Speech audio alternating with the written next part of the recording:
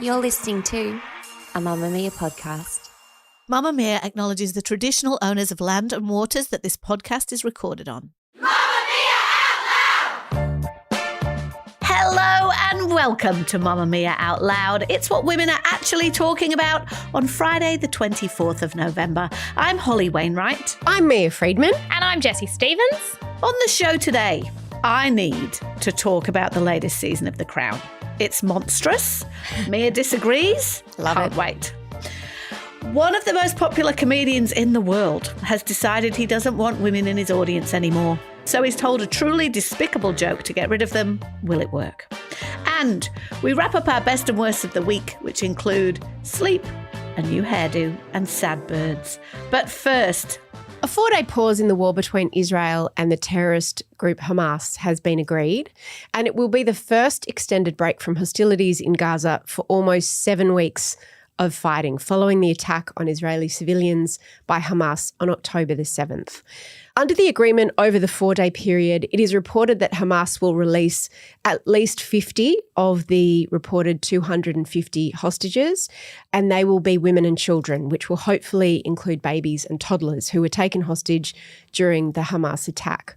And in turn, Israel will release at least 150 Palestinian prisoners and allow up to 300 trucks of humanitarian aid into Gaza.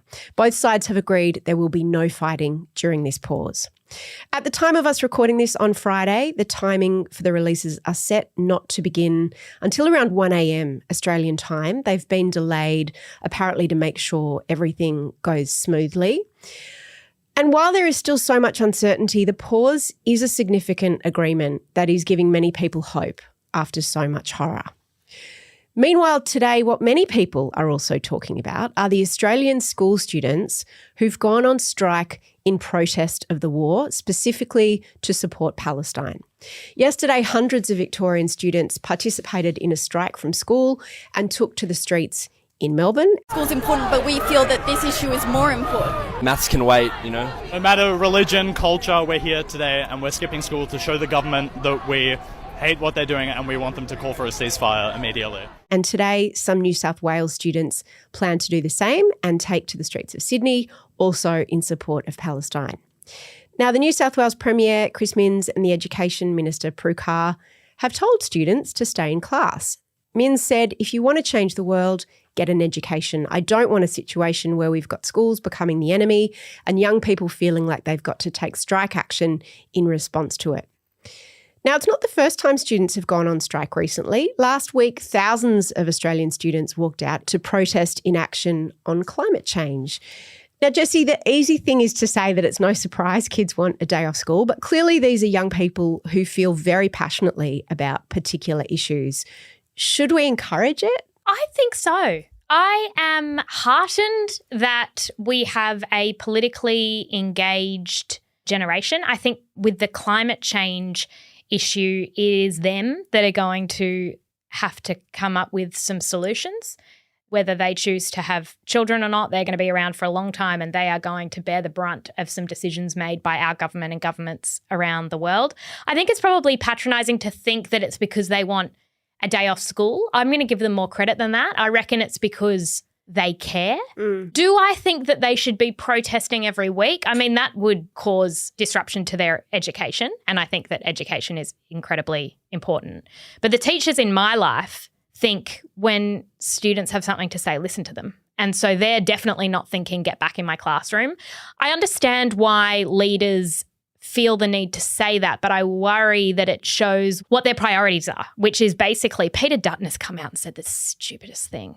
Look, if your numeracy and literacy skills were higher, then maybe you could have a day off, which just basically says we're trying to train you to be really good at NAPLAN and look at you going off and having opinions.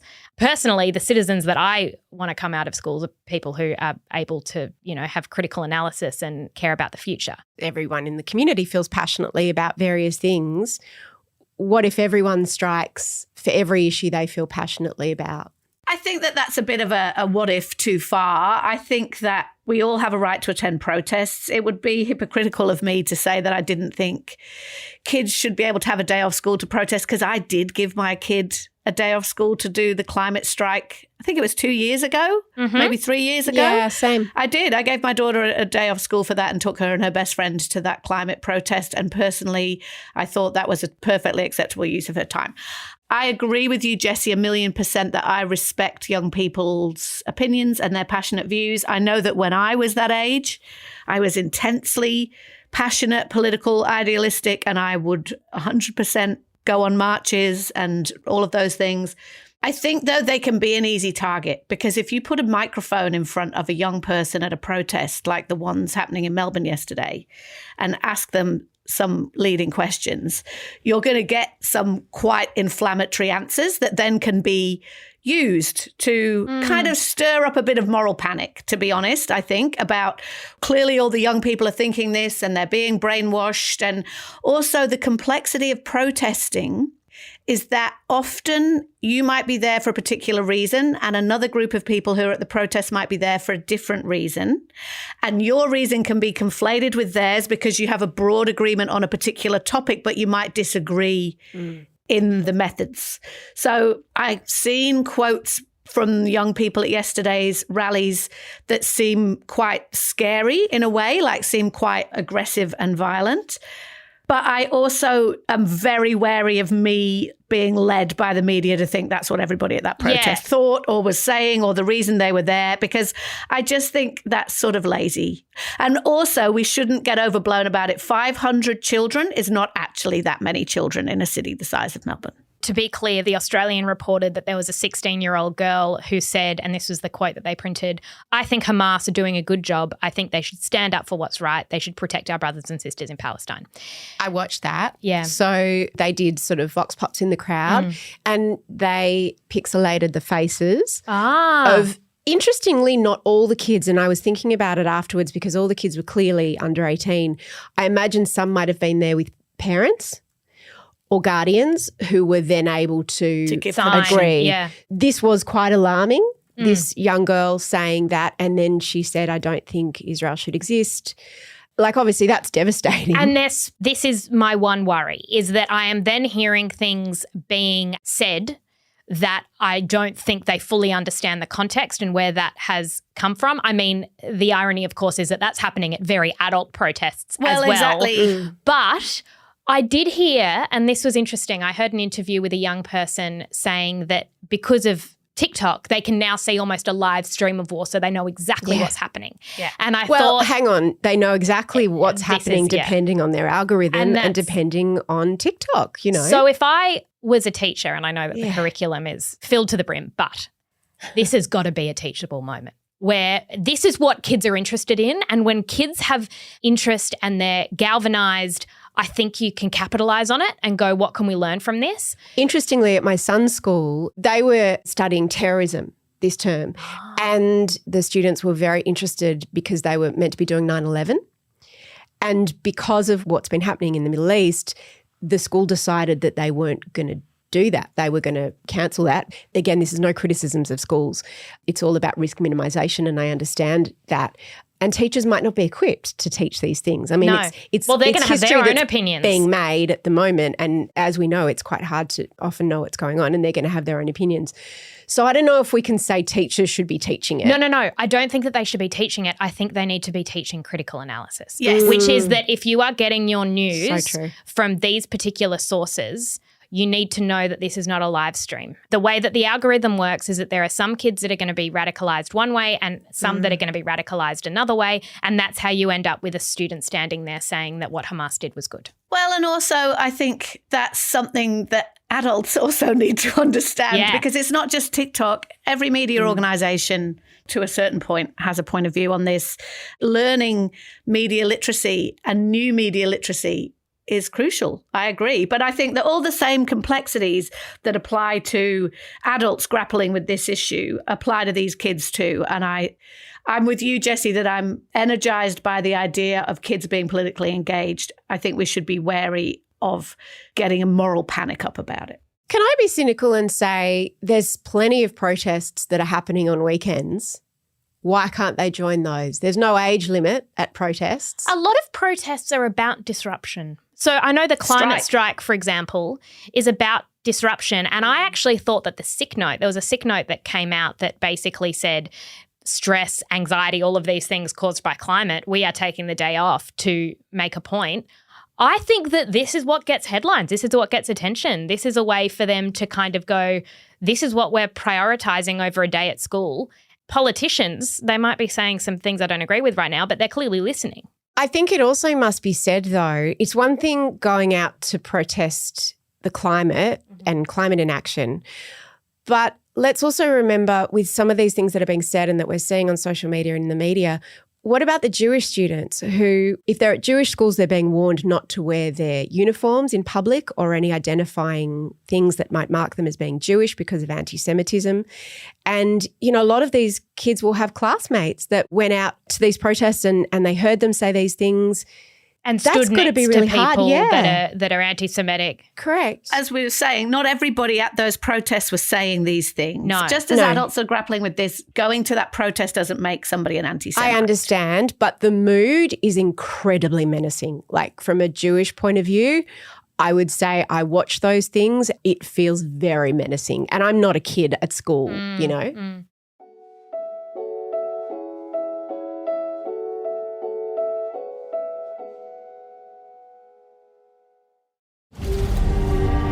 Mummy, you okay? I'm okay. It's just... it has all been a bit mad recently. I need to talk about The Crown because I'm actually feeling feelings that I haven't felt before watching these first few episodes of the final season. Bit of context. The final 8 episodes of The Crown, which has been obsessing us since 2016, is when the first season of The Crown launched. So 7 years. Jessie will be shaking her head because she's like, not obsessing me. Have you watched any of it, Jessie? I've never watched one episode of The Crown. But you need to remember that this show is one of Netflix's biggest shows of all time. Enormous prestige TV, huge budget. Some of the best actors in the universe have been on this show. It is not a trashy show. It's a great show. Until now. The last 8 episodes deal with, well, the first 4 have dropped and then the next 4, I think maybe 5 actually, are going to drop mid-December. The ones that have just dropped are all about Diana and they deal with her final weeks and days and actually hours and minutes in quite a lot of detail. Don't really understand how I ended up here. Dashing around. And losing sight of myself in the process. You know, I think that's been the story of my whole life. I've been shouting at the television. I've been feeling pity for our friend Prince Harry, who in general I consider to not be worthy of my pity because, let's face it, he's one of the most privileged people on the planet and he doesn't need it. But it is almost monstrous to me to watch this story being told again, which we've already heard 15 million times, from the perspective of mostly 3 people who are all dead and can't defend themselves or argue with what went down, which is Diana, Dodi, and Dodi's dad, Mohammed Al-Fayed.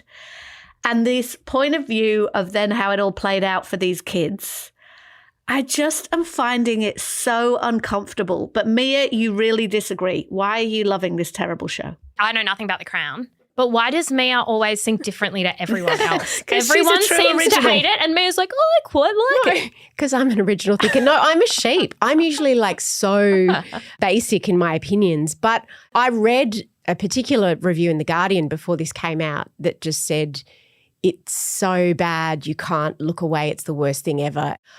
So I was prepared to hate it. And I love it. I love it so much. I cried.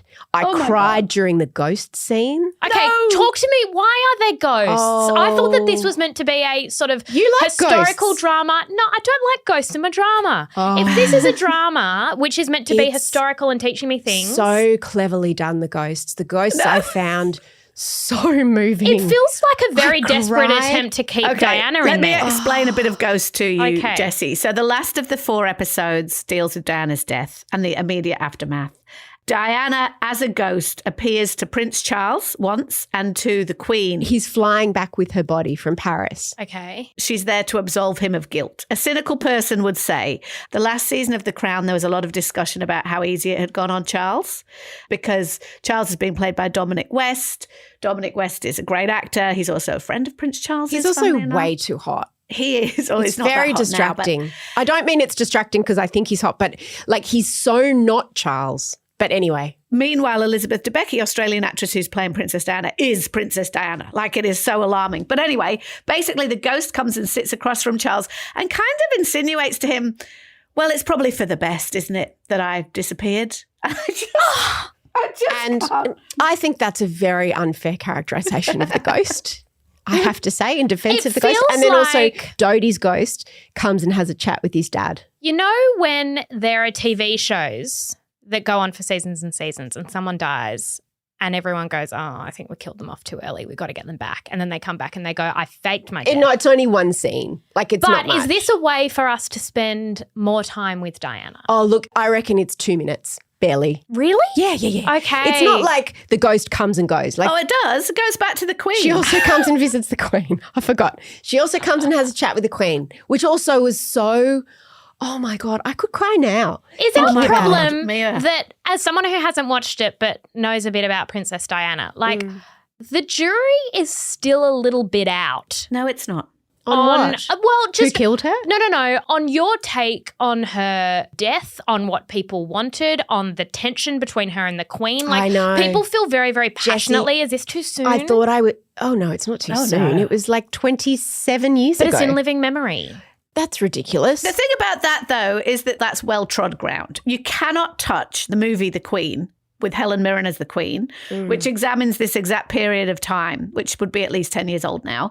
Made by the same person, Peter Morgan. Yeah, and that is a brilliant movie because there is no question that this is an important historical event. The death of Princess Diana was an important historical event that changed the royal family, changed Great Britain. Kids will learn about it in history lessons, and they should. But I feel like it's a story that has now been told a million times. Earlier this year, Prince Harry, in his autobiography, which is called Wah.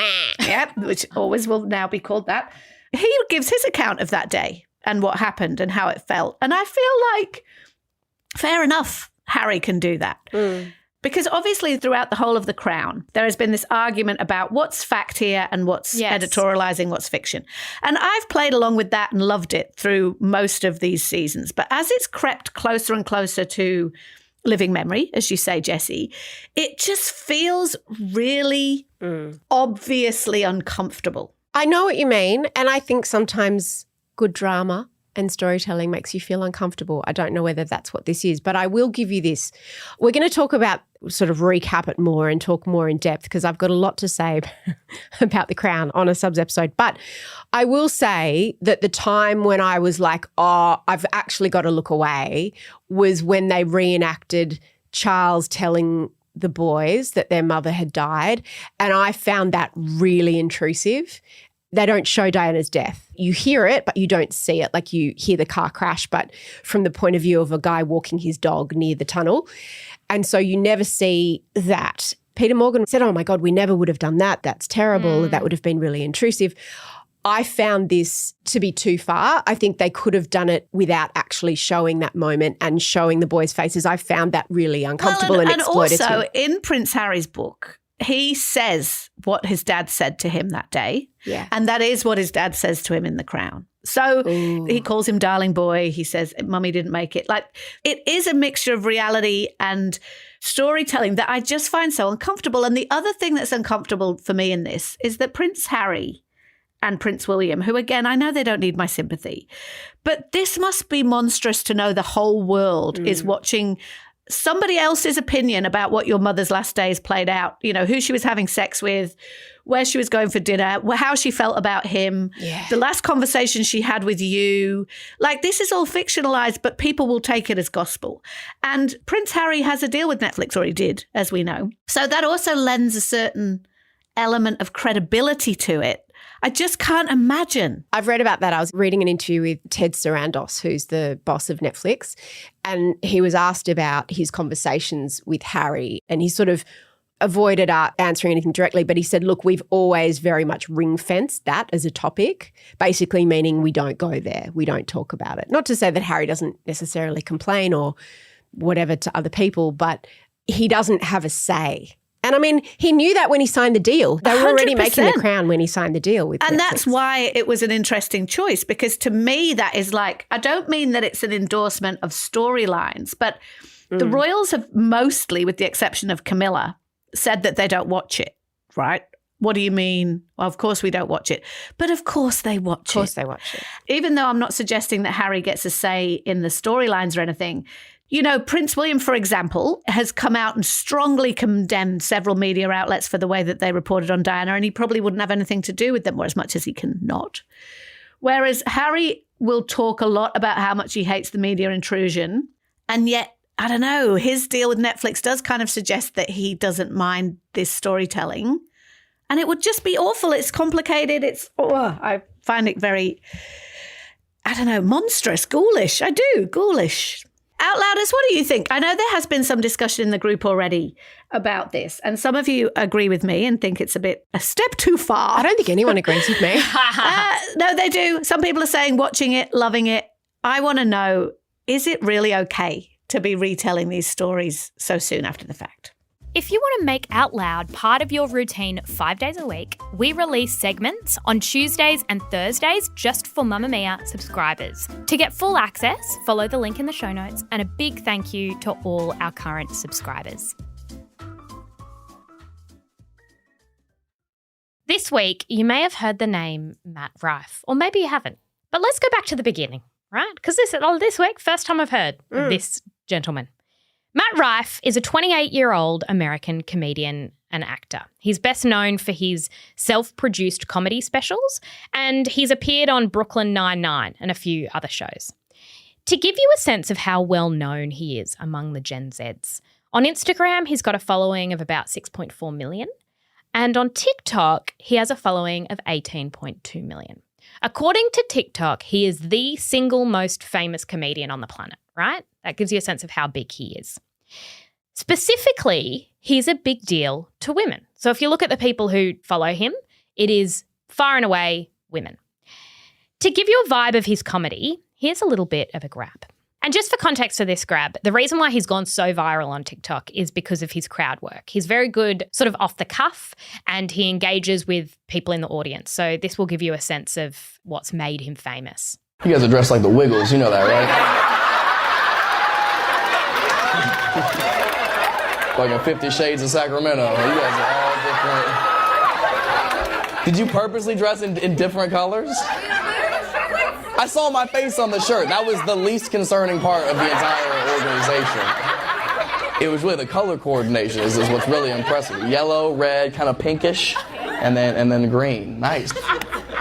Those photos are trademarked, though, and I'm going to need $35,000. He looks like a young Brad Pitt, but with really big lips. Yeah. And he actually looks like he could be the child of Brad Pitt and Angelina Jolie. Like he looks like a male model. He does not look like what you would think of when you think about a comedian. And he's like very built. He's very muscly, wears tight T-shirts. Okay, so on November 15, Matt Rife releases his Netflix special, and it's called Natural Selection. Bunch of people sat down to watch it, especially women. People had seen him on TikTok. He's trending, and they're like, oh, I'm going to sit down and watch this. This guy's funny. He's got his face. One joke in particular, which is very early in the special, really upset some viewers. This is what he said. I've only been to Baltimore one time. I ate lunch there, and the hostess who, seats you at the restaurant had a black eye. A full black eye. And it wasn't like, what happened? It was pretty obvious what happened. And we couldn't get over the fact that we were like, this is the face of the company? This is who you have greeting people? And my boy who I was with was like, yeah, I feel bad for her, man. I feel like they should put her in the kitchen or something where nobody has to see her face, And I was like, yeah, but I feel like if she could cook, she wouldn't have that black eye. Oh, that's hilarious. The worst thing is it's not funny, it's not clever. And actually after he said that, he then notices the reaction of the audience and he says, that's me testing whether you're fun or not. Like whether you're kind of going to go with me or whether you're going to get all politically correct. And he's very anti-woke. TikTok blew up over how offensive that was, and bizarre it is that Rife would betray his predominantly female audience. This is where it gets interesting. This is why we're talking about it. Did Matt Rife, who's viral, famous, rich, actually purposely betray his female audience in pursuit of a male one? Because in a recent interview with Variety, he said, "One of the biggest misconceptions of things I get ridiculed online for is people are like, oh, he only has a female fan base. In the beginning, yes, because I did blow up on TikTok, which is very female dominant, so I get that. But when you come to the shows, I mean, it's 50-50. It's couples coming out. It's groups of dudes who are coming. And that's one thing that I wanted to tackle in the special, was showing people that despite what you think about me online, I don't, and this is the interesting bit, I don't pander my career to women." Here's another little grab of what he said. The women will come to the show so passionately. And by the way, this has changed a lot. Yeah. Up until like April of this year, it was like 90% women coming to these shows, which weren't always for the right reasons. And they got there and maybe they didn't like my comedy and they go, well, maybe I wasn't a fan for the right reason, which is fine. I appreciate the immediate support, but like I'm a comedian more than anything else. So like I'm going to do the comedy I want to do. I'm not going to pander to what girls want me to do. So they bring their boyfriends or husbands who are always reluctant because they fucking probably bought the tickets. Right. They didn't want to be there. And then like 20 minutes into the show, they realize like my comedy is so much more for guys. I've always gone for the tone of like, I just wanted to feel like a hangout with the boys. Right. Like you're going to say some ridiculous shit from time to time, but I wanted to just feel like a hangout. It breaks my heart that so many guys just won't give me a chance because I'm like, dude, we could be best friends. You just never know. It's interesting that having a female fan base will get you ridiculed, but having a male fan base is respected. In the wake of all this criticism, Rife posted what appeared to be an apology in his Instagram stories, and he said link to the full apology. And it was a link to a website that sold helmets for people with disabilities. I know comedy is subjective, but I don't think that's that funny. Holly, Matt Rife knew who his audience was. Do you think he undermined them on purpose?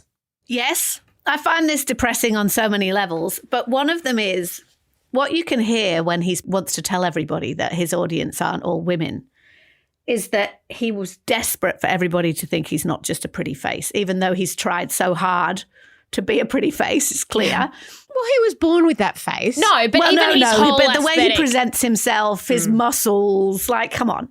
Men can dress themselves up and down just like women can. Like, it's no question that his appearance is part of his success, but it's a part of his success that's also become a bit of a problem for him. Because what you could hear in that interview when he's talking about like having to almost convince dudes to come to the shows, he wants their approval so desperately.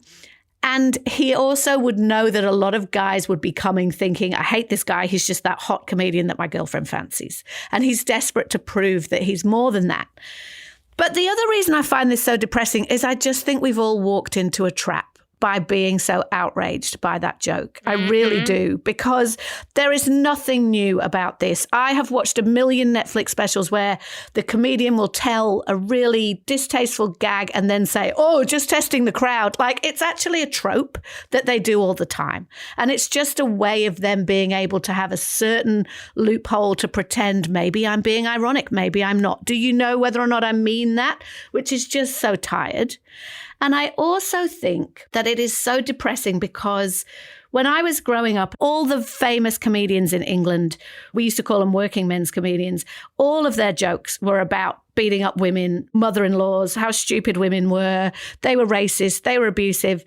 It's so old, it's so traditional, it's so boring. I hate that it's become edgy and exciting now.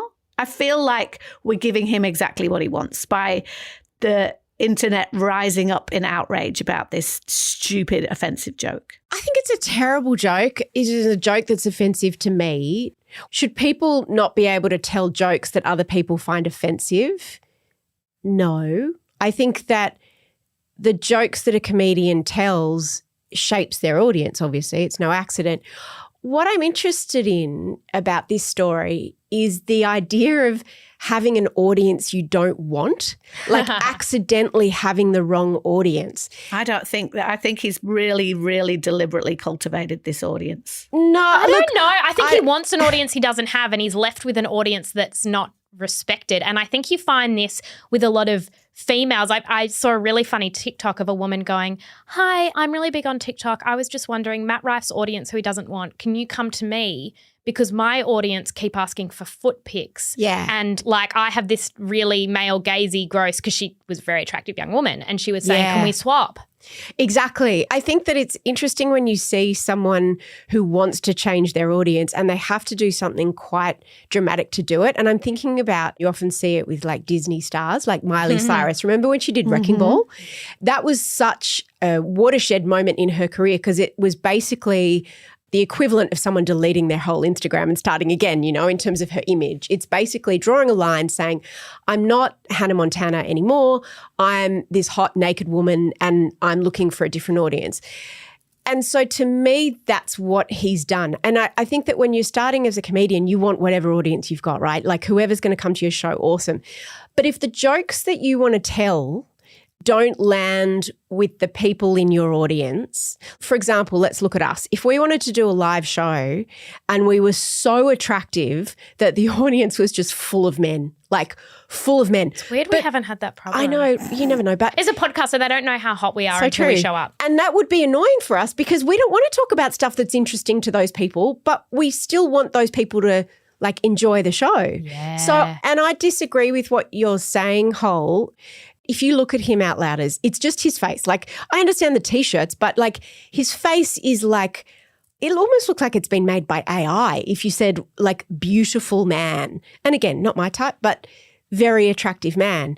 I'm interested in him deliberately setting fire to his audience. He probably absolutely loves, he certainly plays into it. Watching the clips that I've watched, which is him interacting with mostly women, the crowd work, which is very difficult to do, and he is very good at it, right? But he plays into that sexy thing. The clip of him that went viral was him like taking his belt off with one hand. And now he goes, oh, that was so ridiculous. He knew exactly what he was doing. He has built up a reputation and a massive following on being a hot young comedian that girls like. And women love funny guys. They do. They love him. And I'm not going to shame any woman who follows him and finds him sexy. I'm just not. Do you think that women will abandon him? My point is that I think that he is trying to broaden his audience. Yeah, I think he's also trying to be edgy and exciting in a world where everybody is rolling their eyes about wokeism. And I don't think that a lot of women are going to stop following him because of that joke. I wish they were, because I find it absolutely abhorrent. But I think about myself when I was young and the comedy shows I sat through giggling because I didn't want to seem like a pill. You know what I mean? I didn't want to seem like I was too serious and haughty to take a joke, especially if I was there with a guy or I was watching it with a guy. I think that the audience that he plays to, I think it's very deliberate. And I think that kind of, oh, I just wanted to test the crowd, was also 100% deliberate and not even a little bit authentic. I think this betrays the hierarchy in comedy, but also the hierarchy in art. That he felt like on TikTok he was an influencer, and in order to transition to proper comedian with capital letters, then women are not equal to men in terms of, you look at the biggest comedians in the world, you look at that industry is owned, run, the people who fill the seats are men. And even you see some of the top female comedians, they have to pander to men in their sets. They have to talk about vaginas, or like Amy Schumer has to stand there and say, I'm ugly. But don't you think that's because with art, we don't take anything seriously that women love? No. Whether it's a comedian, a book, a podcast. But this is what I mean, right? So what absolute genius in knowing that women actually love comedy, because they do, and that when you ask most women what they find most attractive in a man, they'll tell you he makes me laugh. What absolute genius to build your whole career on being a hot young comedian that women will come and see. Obviously he wants to be big, right? But I think he has looked out onto the people coming to his show, and he has been disheartened that they are majority female, and he's gone, I want to come and I want to play to the boys and to the bros, because that's status. Prestige. He wants to be taken seriously. Exactly. He's like a boy band who is going, you know what, I can also write great songs. Except in this case, it's like, I'm not just here because I'm pretty, I'm also really good. And his version of good is being an edgy, one of those dickhead podcast bros. that we all hate. But I just don't think women will turn away. I don't. It's time for best and worst, our highs and lows of the week. I'll go first. My best, was getting my hair cut. I got my hair cut off. I said to my hairdresser, I want to change. I want to go shorter, and I think I want to go a bit blonder. Were you influenced by Steph Claire Smith? No, I didn't realise that she'd Were got you her influenced haircut. by Leah Campbell? Well, Leah might have been influenced by me. Well, this bob I look is wasn't. very the moment. Jessie, have you met me? Like, this is the same length of hair that I had for about 2 years. Maybe you weren't paying attention to my I hair, don't often. which is inexcusable. But I've gone back to the length that I've had for a good long time. Anyway, I wanted to go a bit lighter, and she looked and she goes, Lara Worthington. And I went, yes, Lara Worthington. That's who I want to look like. So she cut my hair, and I was like, I look so good. And then I said to you guys, she's going to make me look like Lara Worthington. What could possibly go wrong, in our group chat? And then I posted a picture on Instagram last night, and there were some comments. Someone was like, you look like Lord Farquaad because your hair, your forehead's too big. And then someone else was like, it's giving granny. And then someone said, you look just like Lara Worthington. And I was like, the validation I've been looking for. Oh my God, the validation. And I was like screenshotting it, and I was about to put it in our group chat. And then I looked closer at the screenshot. Jessie Stevens DM'd me to say that. You're such a troll. Such a troll. You look great, Anyway, Mia. that was my worst. And Not my like best. Lara Bingle, though. My worst is last few weeks, loved being back at work, but pumping at work is the worst. I have said this, that if men had to pump, the utensils we would have created Utensils. would be so advanced It's and true. so silent. Oh, yeah. And they would allow me to get a coffee and my lunch while pumping. What's But the no. worst part? Sitting in a room alone Stripped with to this the waist. stripped to the waist, going, if anyone walks in, this is not good. At least you've got a smartphone. When I was pumping, I didn't have a smartphone. Oh, it's just You can listen to a awful. podcast. So And many it's- things you can do. I hate the feeling. I hate how mechanical it feels, and it's just like it takes so long, and Yeah, you it just go Is get it all out. Worse at work than it is at home. Well, I'm not really pumping too much at home, but I think that I've now reached a threshold where maybe I don't have to pump at work anymore. But having to do it at work, it bloody It's like you're trying sucks. to train your boobs, right? Yes, That's what exactly. you're doing. You're in a boob Exactly. training period. and you're Yeah. in pain, and you're like, ugh. Anyway, best. Been talking about sleep, bad at sleep, but I've got my new sleep rules for me. You know how people say, don't touch your phone in bed? And we all start, and we're like, yeah, I won't. Don't And you- touch the baby. Yeah. Well, you say to your psychologist, oh my God, of course I would never touch my phone in bed. Anyway, it's the last thing I do every night, first thing I do in the morning. I'm trying not to, and I am somewhat succeeding. So my phone time is outside the bed, then I get into bed and I only read my book. Guys, Yeah, I'm sleeping I've been better. trying to do that too. You're sleeping better. I'm sleeping better. And quick recommendation for a book I read called The Effortless Sleep Method. I saw a psychiatrist who recommended this. And it was basically about how the harder you try and fall asleep, the worse it gets, and how you got to try not to think about it. It has started to work for me. Now I've probably jinxed it. But anyone who's struggling to sleep, those two things have helped enormously. My worst is about to make everybody cry because it made me cry this week. One of those little moments in life that just tips you over the edge of whatever emotional cliff you've been holding onto with your fingernails. I was driving home from Sydney the other night. I'd been at work and I was driving down the highway south, and this cockatoo had been hit by a car and it was on the side of the road. You see that a lot because cockatoos fly low. They hit windscreens all the time. There was this beautiful white, yellow-crested cockatoo dead by the side of the road. But the sad bit was its best mate or its girlfriend or its boyfriend or whatever, I don't know, wife, partner, Sibling. life partner, Significant was other. hopping around it and around it and around it like it didn't want to leave, and it was nearly going to get hit as well. And I just saw this, and you know how you're coming down a highway, so you're going at speed and there isn't really anything you could do. What would you do anyway? But I literally burst into tears. I was like, that is the saddest thing. It's Because tipped it me over doesn't the edge. understand, and it's saying, hey, are you okay? Get up. And it's Get not up. okay. That's worse than Dana's ghost. I know, it's awful. I'm sorry, everybody. bad. I know What's you're all your crying now. best? My best, however, is some health advice you should definitely not follow. Last weekend, I went to Byron Bay with my girlfriends on our annual weekend in November away, and I had a great time, and it filmed by Cup. But On the Thursday that I went, I had a really bad headache. I think I might be developing migraines as I get old, which is just a fun, side effect of life. I had a really bad headache and I was like, this is going to ruin my time. So I went out, I drank 2 margaritas and I got a massage the next morning and my headache disappeared. And so just call me Gwyneth. The absolute cure for headaches is strong margaritas and a massage. There you go. That's it. Love it. I've got a recommendation and it's a game and I hate games. This is an activity that's fun. You could have taken it on your girls' weekend. I could have done. I'm doing it with my kids. It's so much fun. It's called Tapple and my daughter bought it actually to take to schoolies, but we started playing it last night.